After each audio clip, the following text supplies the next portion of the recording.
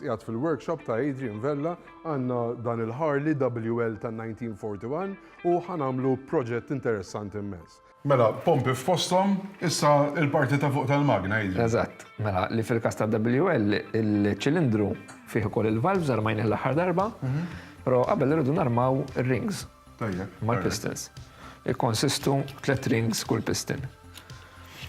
U l-istess daw xtrajt Dawna dejjem jaqbillek. Dawna eżatt. Fil-fatt anki fil-manwal tiegħu jgħidlek li la darba inti qlajt il-magna, ir-rings tibdilhom dejjem. Mela, għandhom marka. Għandhom dott hemmhekk tara. Dik trid tkun in-naħa ta' fuq. Għandhom beveled edge. U dik trid tkun in-naħa ta' fuq. Fil-każ ta' WL, iż-żewġ rings ta' fuq huma l-istess, m'għandniex problemi. U għandna il-ring li jħossib li ż-żejt ma jgħaddix il-fuq. So.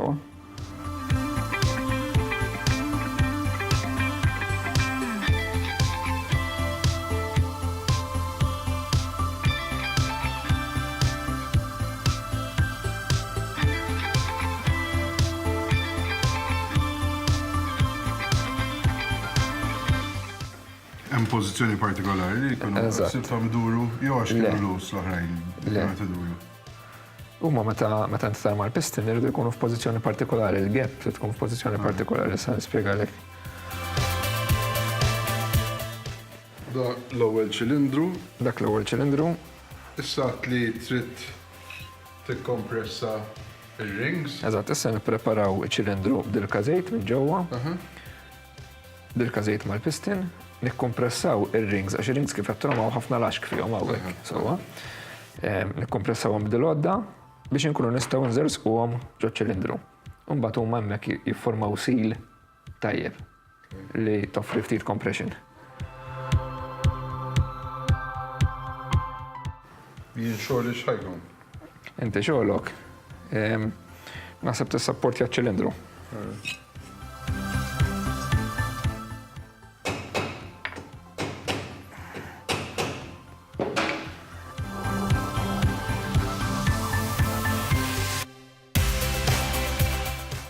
L-istess proċess tikkompressa għal-ċilindru ta' qoddim.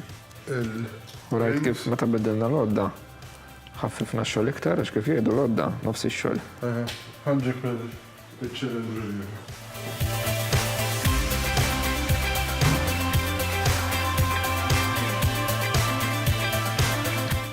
L-istess direzzjoni lejk u xi. Ħanteħu dilka żejt. Ejja.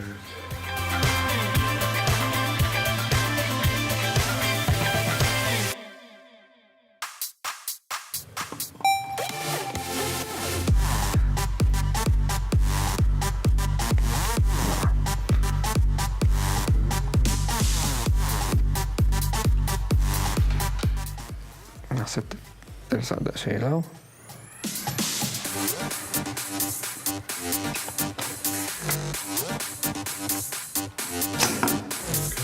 Rajt daħal. Mela.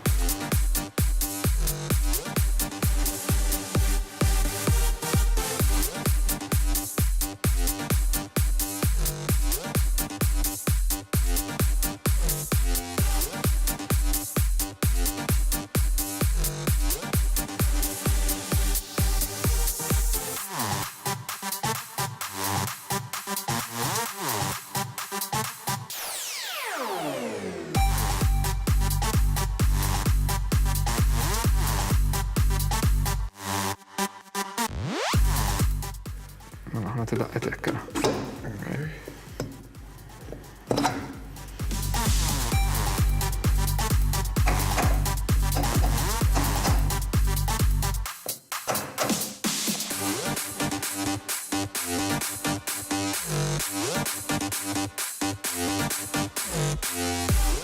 Meta jsir proċess bħal dan fuq il-magna, ikolla bżonn running in meta darba tistartja? Eżatt, iva, il-pistons huma ġodda, il-rings huma ġodda u l-bor hija ġdida.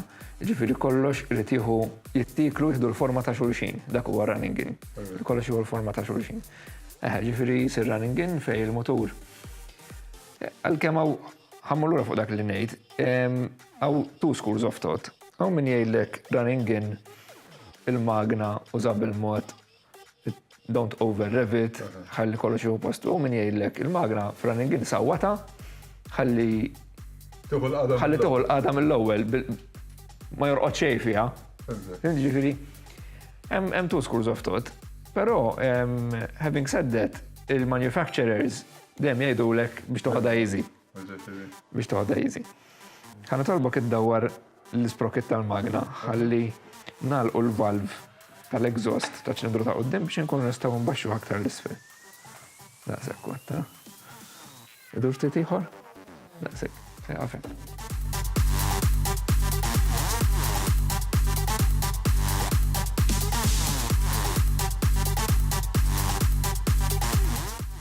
Naslu għal-fazi finali fej il-flatheads ħajmorru f'postom. Eżatt. Mela għandna l-gasket. Gasket dawk copper. Copper gasket ikollha channel imqabbes li meta inti ħatafas iż-żewġ faces ma' xulxin.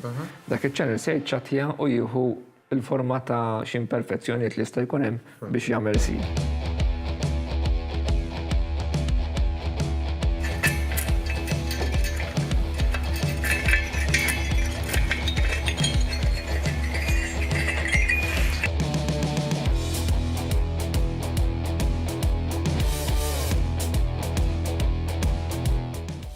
Mela Adrian, din il-fażi esa qed tiġi fil-konklużjoni tagħha saħna nagħmlu appuntament ma' telespettaturi fej inkomplu dan il-proċess tal-ġestjoni. Eżatt, darba li jmiss nisperaw li impoġġu l-gearbox posta u forsi anki il-parti tal-primary. Ħalli mbagħad kull ma jkun għatfadlilna sheet metal, wiring u forsi xi darba nistartjawh.